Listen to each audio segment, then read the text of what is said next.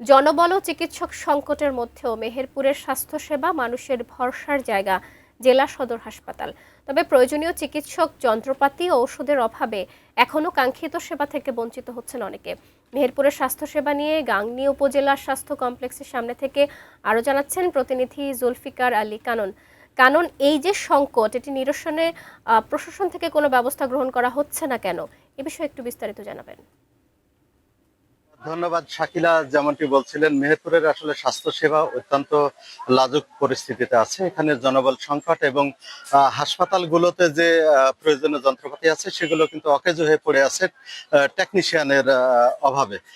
আমি কথা বলেছি মেহেরপুরের সিভিল সার্জনের সাথে, ডাক্তার এ.কে.এম. আবু সাইদ সাহেবের সাথে। উনি আমাকে জানিয়েছেন মেহেরপুরে যে চিকিৎসার সংকট এবং জনবল সংকট, এটা নিয়ে উপর মহলে বারবার লেখালেখি করা হচ্ছে, কিন্তু এখন পর্যন্ত সে ধরনের কোনো জবাব উপর থেকে পাওয়া যায়নি। মেহেরপুর জেলার মেহেরপুর 250 শয্যা বিশিষ্ট জেনারেল হাসপাতাল ছাড়া গাংনী এবং মুজিবনগর উপজেলার স্বাস্থ্য কমপ্লেক্স দুটিতে কিন্তু 31 শয্যা বিশিষ্ট হসপিটাল রয়েছে। সেখানেও রয়েছে চিকিৎসার সংকট। বিশেষ করে যে কমিউনিটি সেন্টারগুলো রয়েছে মেহেরপুর জেলা 72টি, সেখানেও প্রয়োজনে যে 28 ধরনের যে ঔষধ দেওয়া হতো, সেই ঔষধগুলোও কিন্তু এখন সেইভাবে বরাদ্দ দেওয়া হচ্ছে না। এবং 18টি উপস্বাস্থ্য কেন্দ্র এবং 12টি যে সাব সেন্টার আছে সেগুলোও কিন্তু এখন চিকিৎসা সংকট রয়েছে।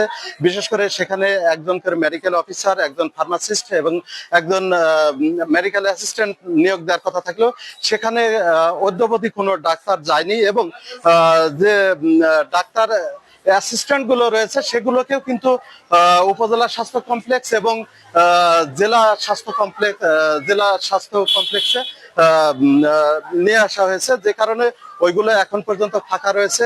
বিশেষ করে যারা এ কারণে কিন্তু তৃণমূলের যে মানুষগুলো, বিশেষ করে গ্রামগঞ্জের যে মানুষগুলো, এই মানুষগুলো কিন্তু চিকিৎসা সেবা থেকে বঞ্চিত হচ্ছে এবং তারা তাদের একমাত্র ভরসার স্থল হয়ে দাঁড়িয়েছে জেলা এবং উপজেলা স্বাস্থ্য কমপ্লেক্স গুলো।